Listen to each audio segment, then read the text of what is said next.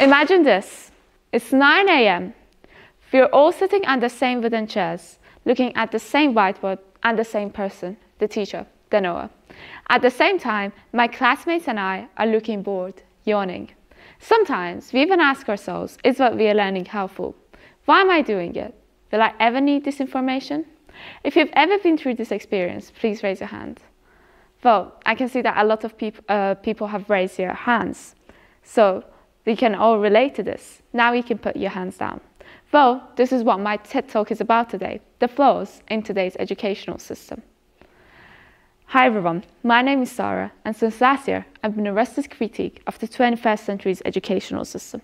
The points I make aren't just my point of view, but also the point of view of many teachers and educationalists who I've interviewed. But before we start, I would like to make the following 2 points clear. First of all, I'm not here to talk about a specific school or a specific educational system. I'm here to talk about education more broadly, focusing on the governments and their educational policies, the subject curricula and their vast content. I'm not here to discuss schools and teachers, but rather the systems and the guidelines which they have to follow.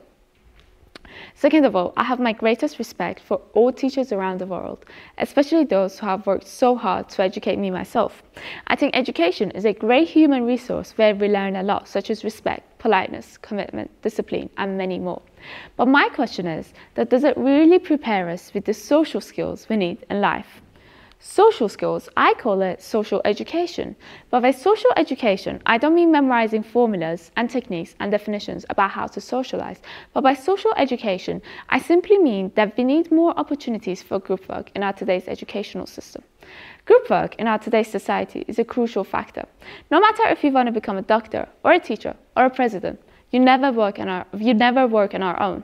Rather, we always work with a variety of people, with a variety of skills, and with a variety of strengths and flaws. However, in our educational system, we're simply deprived of opportunities for group work. In the most important exams of our lives, we're expected to work on our own. If you have an important project or an important coursework, we're expected to work on our own. So really, our education isolates us in our academic bubble. However, if we really want to prepare students for the real world, I think we really need to teach them the real world skills, such as social skills. That includes being able to work with each other, being able to use and improve each other's ideas, being able to help each other, and even deal and understand each other's flaws. Talking about the real world, I think education values academic intelligence and academic abilities a lot, which is great. But one skill set is entirely missing in our educational system, and those are the basic skills we need in life, such as cooking, paying bills, fixing broken objects, and even understanding what's happening around us socially and politically. These skills obviously evolve as time passes, but students are generally clueless about the value of them. Now, moving on from the social side of education, I would like to talk about intelligence and how we generally interpret intelligence in our educational system.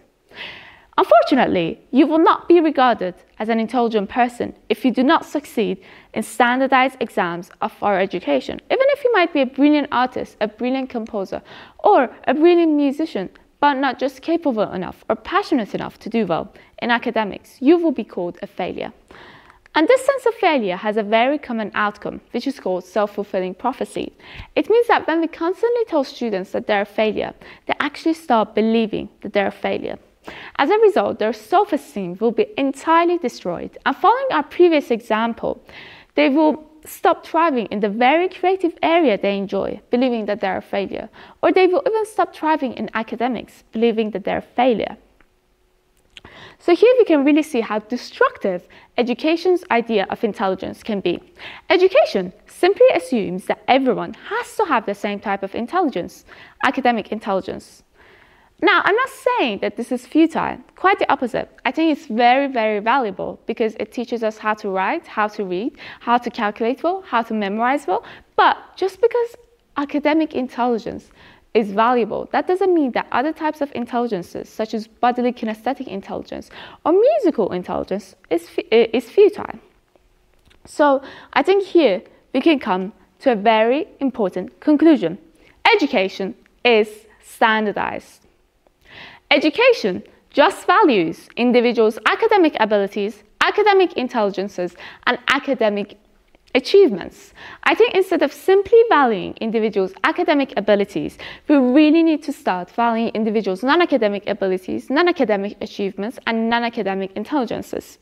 And that can solely be done when we provide individuals with a personalized education based on individuals' interests, abilities, and capabilities. Now, talking about the standardized education, I would like to spread the standardized education into two parts. First, being curriculum and examination, and second, being teaching and learning. As many of you are already familiar, curriculum is the content of studies spread over a course of a year, and examinations seek to assess students on that content. Now, a problem with examination is that because it puts so much stress and pressure on teachers and students are consistently bombarded with tests, assessments, homeworks, and quizzes. So they have to dedicate all their time studying, so they will barely have any free time. Now, this can be threatening in a number of ways. First, if they have no free time, that means that they have no time to rest and nurture their physical and mental well-being, which can be threatening. And second, if they have no free time, that means that they will be unable to pursue any other passions they might have outside of the scope of academics, or even explore the world around them. So here we can really see how this system is actually isolating the kids in their academic bubble. And another problem with examination is that when we put so much pressure on students to do so well in such a short space of time, it's actually very hard to expect them to do well because they're under so much stress and pressure. So exams aren't always the best reflection of the student's progress. Most teachers who I've interviewed prefer the idea of assessments being spread out more regularly and being more varied throughout the course of a year, instead of having a one monstrously big exam at the end of the year determining the student's final grade.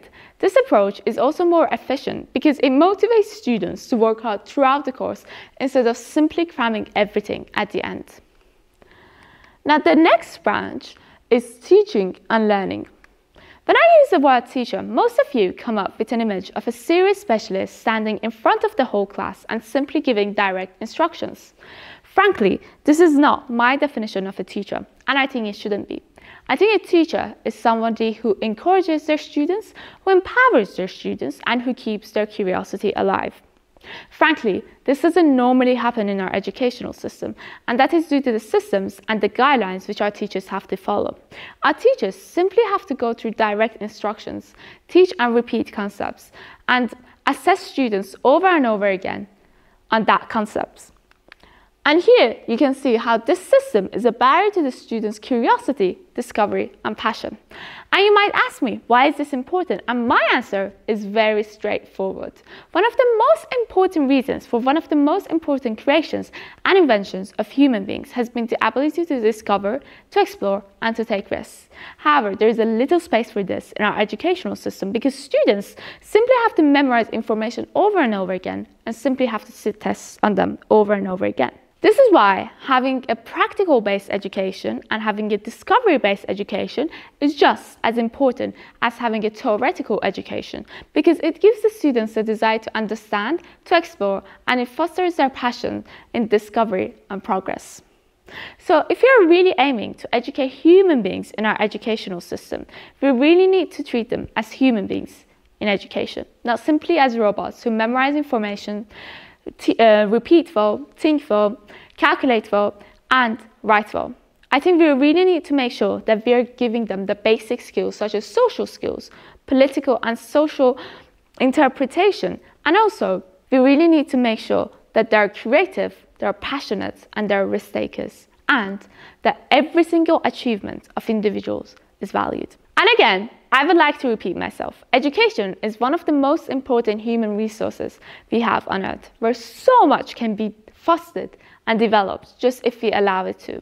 That is why it's so important for us to ensure that we provide the best education possible to our generation, where we provide an equal opportunity to everyone to find who they are, what they want, and where their passions lie through a personalized education. Thank you.